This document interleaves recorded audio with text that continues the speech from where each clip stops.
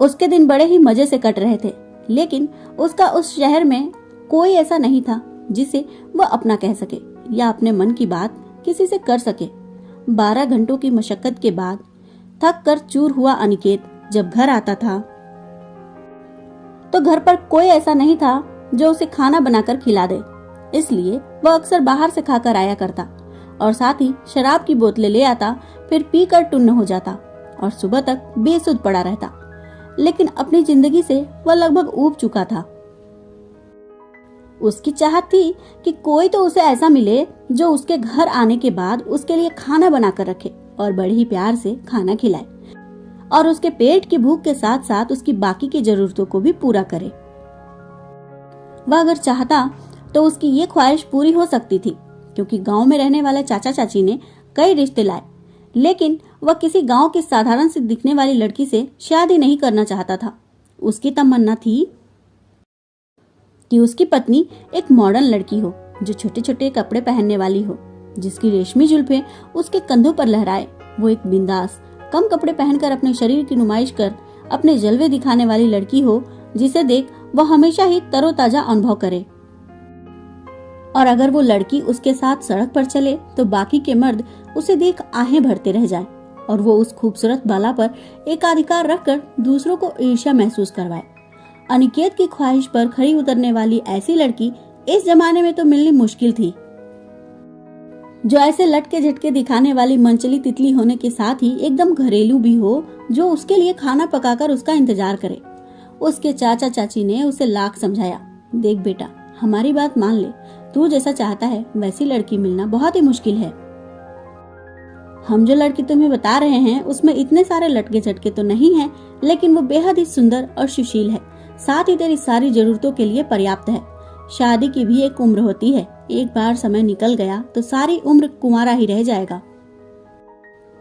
अपने चाचा चाची की जिद से बचने के लिए अब उसने उनसे मिलना भी छोड़ दिया। अनिकेत अपनी कंपनी में ही काम करने वाली लड़कियों को ताड़ता रहता और हर किसी को अपनी चाहत के मापदंड पर मापने की फिराक में लगा रहता, लेकिन कोई भी उसके मापदंड पर खरी नहीं उतरती। एक दिन वह काम के दौरान बैठे बैठे लड़कियों के सपने देख रहा था कि तभी उसी ऑफिस में काम करने वाला चपरासी शंभूनाथ कुछ फाइलें अनिकेत के टेबल पर रखते हुए बोला, अनिकेत बाबू, ये कुछ फाइलें मैनेजर साहब ने भिजवाए हैं और कहा है शाम तक ये काम हो जाए तो अच्छा है। अनिकेत ने कहा, ठीक है अंकल, आप जाइए, ये काम हो जाएगा। शंभूनाथ जी को जाते हुए देख अचानक से अनिकेत को उनकी बेटी रचना का ध्यान हो आया। अक्सर अनिकेत का शंभूनाथ जी के घर आना जाना लगा रहता था। उसे याद हो आया कि किस तरह उसने रचना को अपने प्रेम जाल में फंसाकर उसके तन को हासिल करने की कोशिश की। एक दिन ऑफिस के बाद अनिकेत यूं ही मस्ती करने के लिए पास के किसी रेस्टोरेंट में बैठकर चाय नाश्ता करते हुए वहां काम करने वाली लड़कियों को ताड़ रहा था कि कांच की दीवार से नजर आती सड़क की ओर अचानक उसका ध्यान गया तो उसने देखा कि शंभूनाथ जी को किसी गाड़ी वाले से चोट लग गई। अनिकेत ने उसे पहचान लिया और झट से अपनी चाय खत्म करते हुए वह सड़क पर पहुंचा। उसने देखा शंभूनाथ जी को गहरी चोट लगी थी, खून भी काफी बह रहा था। अनिकेत के अलावे और कोई नहीं था जो शंभूनाथ जी को पहचानता हो और उसकी कोई मदद कर दे। अनिकेत ने फौरन शंभूनाथ जी को अस्पताल में भर्ती करा दिया और उनका इलाज करवाया।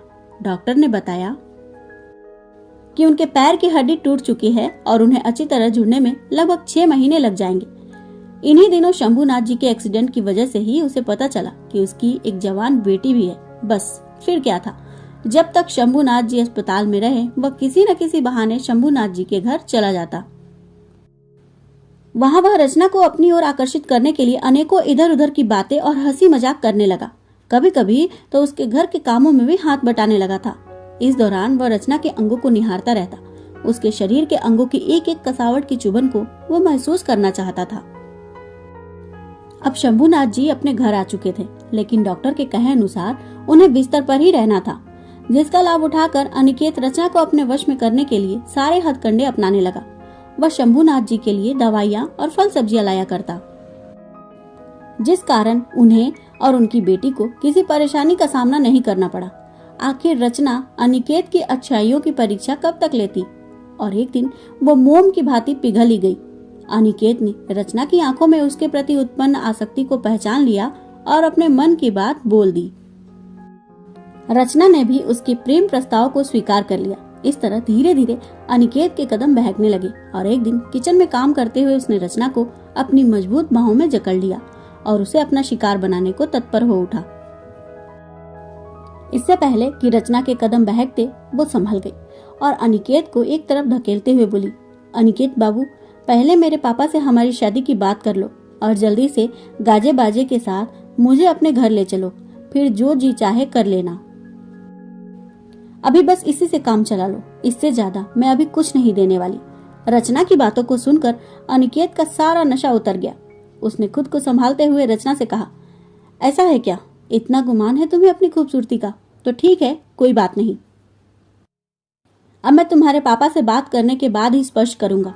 अनिकेत की बातों को सुनकर रचना ने कहा, मुझे मेरी खूबसूरती का गुमान नहीं है, बल्कि मैं शादी से पहले पवित्र रहना चाहती हूँ। मैं भूल से भी किसी को कुछ अनर्गल कहने का मौका नहीं देना चाहती, जो मेरे पिता को इस समाज में जिल्लत की जिंदगी जीने को मजबूर कर दे। वर्तमान में एक बार फिर से अनिकेत ने उसी एहसास के साथ उसने खुद को शंभुनाथ जी द्वारा दिए गए फाइलों के सामने पाया। उसका माथा पसीने से भीग चुका था। रचना के साथ उस प्रसंग को 1 महीने बीत चुके थे।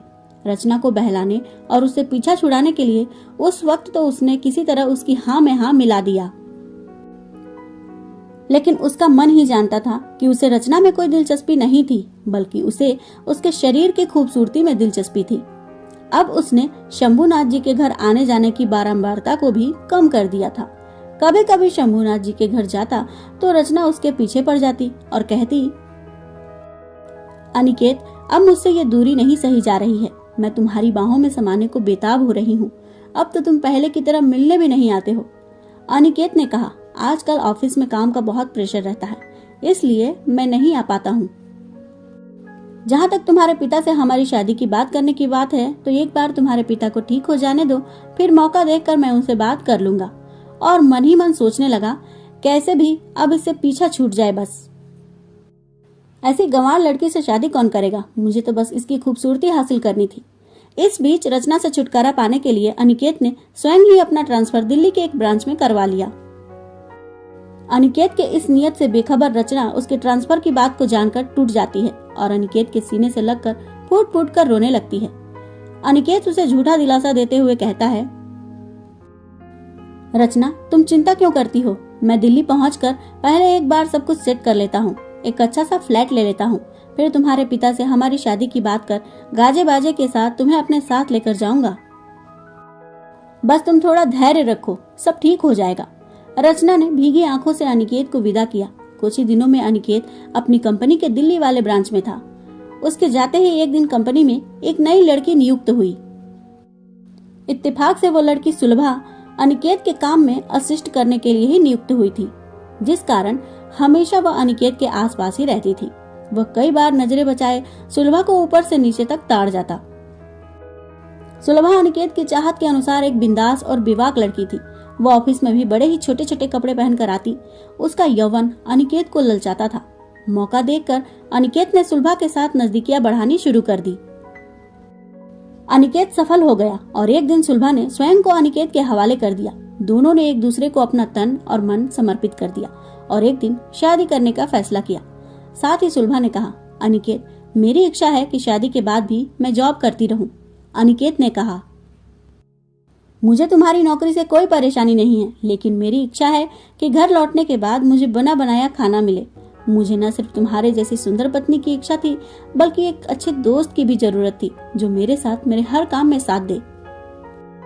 यहाँ तक कि वो मेरे साथ 2-2 जाम के गिलास भी टकराए।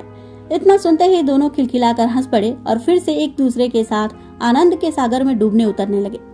कुछ दिनों में उनकी शादी हो गई। कंपनी ने भी खुश होकर उनकी नौकरी के साथ उनके ओहदे भी बरकरार रखे। कंपनी ने उनकी शादी की खुशी को सेलिब्रेट करते हुए एक पार्टी का आयोजन किया। कंपनी के सभी शाखाओं से सभी स्टाफ को आमंत्रित किया गया था। उस आयोजन के बाद न जाने अनिकेत और सुलभा के शादीशुदा जिंदगी को किसकी नजर लग गई और 1 साल बाद ही सुलभा अनिकेत की जिंदगी के नाव को बीच मझधार में छोड़कर दुनिया की भीड़ में कहीं खो गई। उसने 6 महीने पहले ही जॉब से रिजाइन कर दिया था। रिजाइन करने से पहले अचानक सुलभा का व्यवहार पूरी तरह बदल चुका था। अब वह बात बात पर अनिकेत से झगड़ने लगी थी।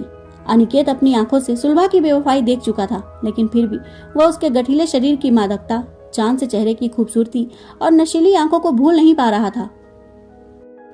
अनिकेत को अपनी पसंद पर अफसोस हो रहा था। उसे अफसोस हो रहा था कि कैसे उसने सुलभा के यौवन से भरपूर शरीर के आकर्षण का गुलाम बनकर उसे अपनी जिंदगी में शामिल कर लिया था। किस तरह उसने रचना को सिर्फ भोग की वस्तु समझकर उसे छोड़ दिया था। अनिकेत अपने ख्यालों में खोया हुआ था कि तभी उसके किसी दोस्त का फोन आया कि उसने सुलभा को मुंबई ऑफिस के मैनेजर पवन के साथ देखा है। वह पवन के साथ मजे और अय्याशी के दिन गुजार रही है।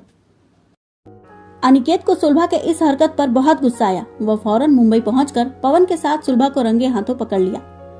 उसने सुलभा को बुरा भला कहते हुए बोला, सुलभा, आखिर मुझ में क्या कमी थी जो मुझे बिना बताए इस तरह मुझे छोड़कर इस पवन के साथ एक रखैल की जिंदगी जी रही हो।